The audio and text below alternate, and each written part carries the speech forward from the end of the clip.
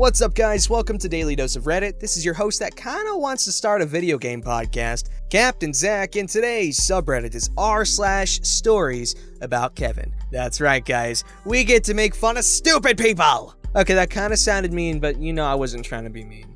Okay, first up is called Kevin Gets Kicked Out of My Bar for Underage Drinking, then tries to get hired as security is escorting him out. So this story is a few years old, but it's one I'll never ever forget. I have many stories from the several years I worked at Bangers, not its real name. Perhaps I'll post those eventually. This story has a little r/tales from the server and a splash of entitled people, but I think it fits best here among the other Kevins. To set the stage, I work as a server and a bartender at Bangers, a locally owned sports bar and grill, that's a cool ass name, in my local university town all through college and for a few years after. At this point in my Bangers career, I had worked my way up to bar manager, and this specific night, I was the manager on duty. Basically, any issues with any aspect of the bar or restaurant was my responsibility,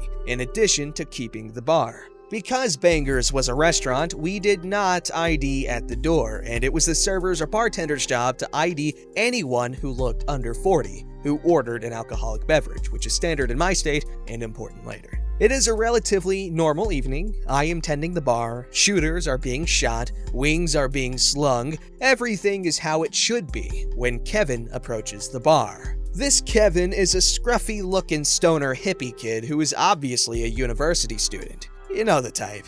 Those kids who go through a hippie phase in college. Me is me. Kevin is Kevin. Blue is the bouncer. Kevin walks up to the bar. Hey there, can I get you something? Yeah, I'll have a pint of porter and 2 shots of Cuervo. Okay, sounds good. Salt and lime? I'll need your ID and the ID of whoever the other shot is for. Well, we've been here. We just closed our tab out on the patio. The waitress out there already ID'd us. I actually believed this at first because I had made a few server tickets that evening with this same order. A pint of porter and 2 shots of Cuervo. Okay, I understand, but I haven't seen your ID, so I still need to look at it before I can serve you. Kevin suddenly starts to look a little nervous, which is confusing to me because I was pretty sure he had already been ordering from the patio server. I know some folks get annoyed by the double IDing when a new tab is started, but it's generally not a big deal. And really, when you are 21 and 3 months, how do you really justify getting mad about being carded? Kevin hesitates, but does pull out his wallet and hands me his driver's license, but immediately tries to snatch it back from me. Unfortunately for this Kevin, I was too fast for him, stepped back out of arm's reach before he could grab it, and proceed to thoroughly examine his driver's license. The photo. Yep, it's the same dude. I turn the card under the light, the holograms are there. I run my thumbnail under the corner and it is properly sealed, indicating it hadn't been laminated over. Common in DIY fake IDs. Then I look at the birth date. He isn't of age. He just handed me his real underage ID. Dude is only 20 years old and just turned 20 a few months prior. I am speculating, but I think Kevin thought, no one will suspect that I'm underage if I show them my actual ID. I'll just grab it back from them before they have a chance to actually look at the date of birth. The bad and sad thing is, he had tried the same trick on the patio server and it had worked. Both he and his drinking companion were underage, had shown the server their real underage IDs, and she served them. She did end up losing her job over this. Was not the first major mistake she had made in her 2 months working there. How does this make him a Kevin, you may ask? This part is not what makes him the Kevin. The part that makes him the Kevin is the rest of the story. He immediately tries to argue with me that he is 21 and I am not doing the math properly. I'm thinking to myself, is this really happening? Is this stoner kid trying to gaslight me into not knowing what year it is? He is trying. It's not working. I had been a bartender for years at this point and carded thousands of people. I know how to do basic math. And there is a big electronic calendar clock sign hanging right behind the bar that says, must be born by date to be served. Kevin keeps pushing it, going back and forth with the argument that he really is 21, and the argument since they have already been served on the patio, I should continue to serve them. After a few minutes of this, I'd had enough and called over Blue to escort Kevin and his friend out. Once Kevin realizes he's getting kicked out, he immediately submits and starts apologizing. Not gonna work, dude. Blue walks Kevin and companion out the parking lot and comes back in a few minutes later, asking where the employment applications are. I say, they're on the shelf under the register. Why? Who's asking for one? Mind you, it's already after 11 p.m., not the usual job hunting hours in any industry. Oh, Kevin wanted one. He's looking for a job and asked if we are hiring in the kitchen or bouncers. Kevin? The Kevin I just kicked out of here for underage drinking and arguing about his age? That Kevin? He thinks he has a chance of being hired to work at an establishment he just got caught drinking underage in? He thinks he'll be hired when he just put the business liquor license in jeopardy had the alcohol law enforcement came in? The dude I could have caught charges for as manager on duty had ALE been in tonight? Yeah. Blue had his own moments of Kevinness, to be honest. Another story, another day. Oh my god! What kind of idiot thinks it's a good idea to ask for a job after just breaking the law in business he is trying to get hired to? I know. It is finally clicking with Blue how ridiculous this request was, and starts shaking his head. I am super frustrated at this point, and just overwhelmed by how freaking delusional and idiotic this guy must be. Yeah, we are taking applications, I said to Blue through gritted teeth. Take him an application. I don't give a fart. That is all. Blue takes the app and walks out with it. I never encounter this Kevin again, and he never submitted the employment application. The only reason I told Blue to take him one is so I would be in compliance with labor laws. No way in hell he would have ever really had a shot at getting hired after that stunt. Thinking he could be hired after that is what makes him a Kevin. Why did he think he had a chance? Because he's a frickin' Kevin with an entitlement gene, obviously. Hope you enjoyed. That poor waitress, I've had some really close calls with selling people alcohol when they were underage, but thank God I've had like someone there to be like, yo, check their ID. Actually, I think I might have before. I can't quite remember, but it's my uncle got arrested for doing that. So yeah, you gotta be careful. It was an accident, but he was sloppy. Y'all ready for a hot take though? And this is someone who doesn't drink and doesn't like the taste of alcohol. I think that they should do what Europe does. Stop being so harsh with that drinking age. I know it's bad for brain development. However, with that drinking age and with it being against the law, it incentivizes younger people into drinking as much as they can. Because one, it's illegal, so there's the cool boy badass points that you get with the other idiotic teenagers who want to get wasted all the time. And two, it's a really stupid reason to get in trouble. Just make sure your kids understand that responsibility is required when getting intoxicated. Because as far as I know, these European countries without the oppressive liquor laws, they don't really have as many issues with irresponsible drinking because it's more of a leisure thing as opposed to like a party thing. As far as I know. You can correct me in the comments because I know there's some European folk in there. So yeah, let me know. Alright, this story's called High School Kevin from My Squad. Back when I was a freshman in high school, I had this small group of friends that our class called the Loser Squad. The Loser Squad is a unique group.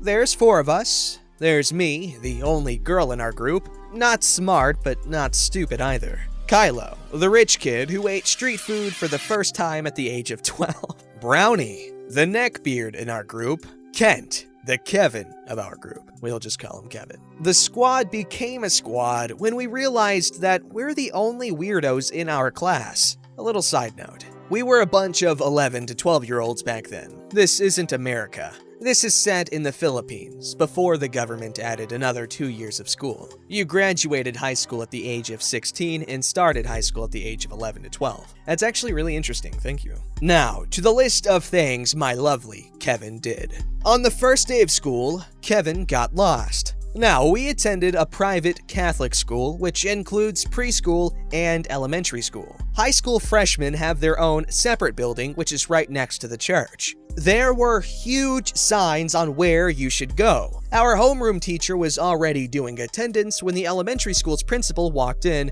with Kevin in tow. He mistook the elementary building for the freshman building, which was weird because the elementary school's uniform is a little different. Kids wore the normal white polo and brown pants. High school has chocolate brown color, elementary has light brown pants. But the girls' uniform was different. Elementary students wore ribbons and high school girls wore neckties. It was so obvious. Kevin sat in a 6th grade classroom for an hour until the homeroom teacher walked in. That was only day 1. 1 month into school, and Kevin was a little normal until science class. Our science teacher was a strict old teacher who's after my group because of Brownie and Kevin, and me because my cousin was her student. Science teacher was nice outside of class, and me and Kylo actually loved talking to her about science. Kevin's problem in the class is that the science teacher is too strict, and we were forced to sit away from each other, and that he doesn't understand what science teacher was teaching.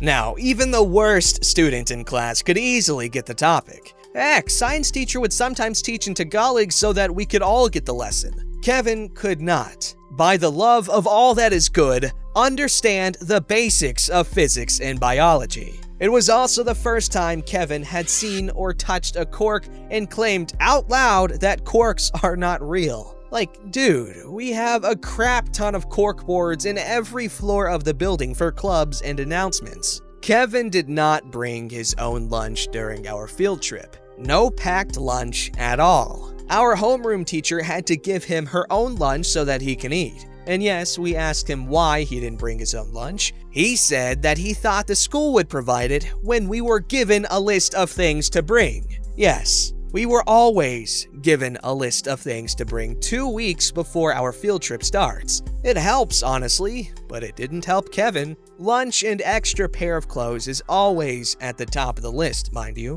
Kevin, despite his crap, is really good with computers. His highest grade in our computer class is in the 90s. But one day, during our computer class, he brings an uncovered water bottle in the laboratory and claimed that the PCs won't be harmed if the water ever spills. I don't know why he thought that.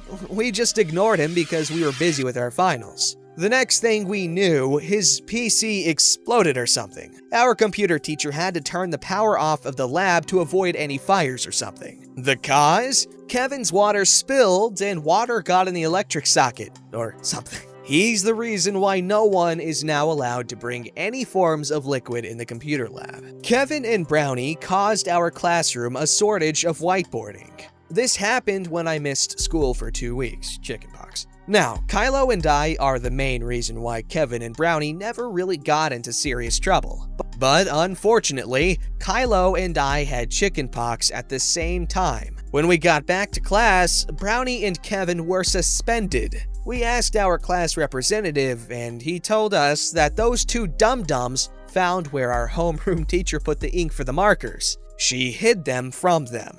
They then had a debate on whether or not you can wash off ink stains on shirts. So they proceeded to put ink on their white polo shirts. White polo shirts! Those two ruined their uniform for something stupid. It happened during lunch and the other student in our classroom was apparently asleep. Kevin took food from the trash bin. He claims that the food was untouched. It was disgusting. Kevin got lost on his way to school. We don't know how, we don't know why, but he got lost. He ended up in another city on his way to school. There are many more stories from this Kevin of mine from sophomore to senior year, but I don't have the time to post them in one post. And each year, he just keeps being more of a Kevin. Edit. Since the lunch thing might cause confusion, since my English isn't really that good. Yes, it is. Let me clarify. Kevin is a well-fed boy. He's always eating before class starts, he eats rice meals every lunch with desserts, and me and the squad always go out for pizza after class. His mom will also have packed him some lunch when she has time. His mom works in a call center and her schedule is always graveyard shift. Kevin just has this habit of taking or holding crap that's near him. The food, by the way, was on the top of the bin, not inside. Hope that clears things up. By the way, thanks for reading, guys. Maybe I'll write down sophomore and junior Kevin. Please, this guy's funny. I can just imagine that conversation. Kevin, where are you? Why aren't you in school? I don't know, man. I don't know where I am. This story's called I Own a Bowling Alley. My former employee was the ultimate Kevin. Posted about an idiot vandal last night, and it reminded me about this guy I used to employ.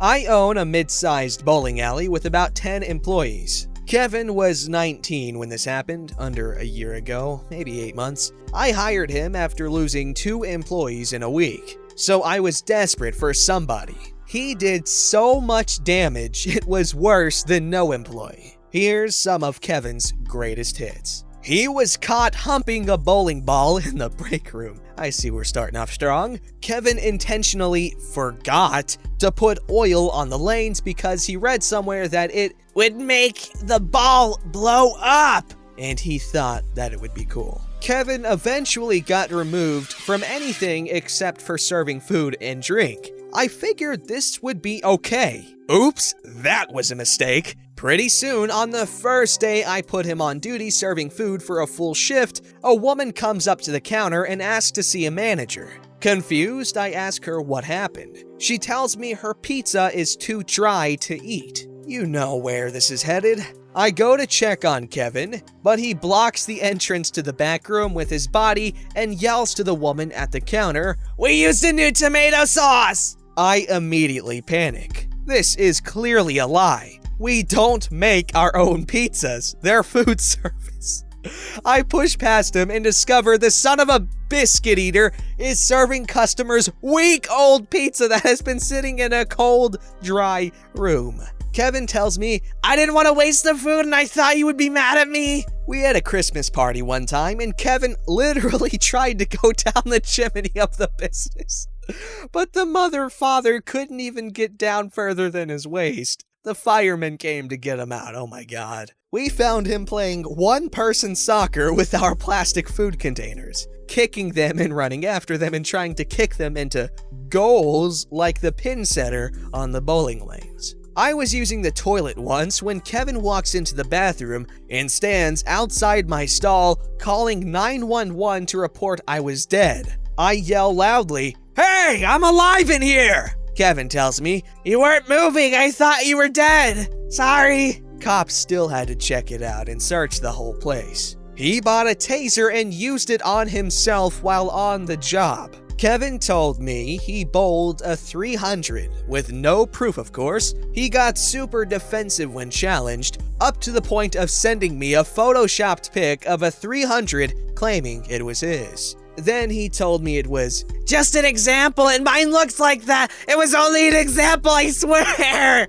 My business partner, call him Rob, who I worked with for 20 plus years, was left in charge alone with Kevin one night when I went home and the others weren't in. While I'm home, I get a text from Rob. "I hate N-word, juiceler, and lube suckers." Turns out, Kevin took his phone. Then I fired Kevin. That was too much. Still the worst employee I ever had. I think you meant to say, and there goes the best damn employee any bowling alley ever had. And yes, I stole that from a comment. I'm giving him credit. Effity Jeffity. That's one of the better Kevin stories I've read. That was funny. This guy obviously, needs to understand consequences are a thing, and he needs to think his actions out more. Actually, no, he needs to think less. I think thinking is his problem. Don't forget to like, subscribe, and hit that bell to never miss an episode.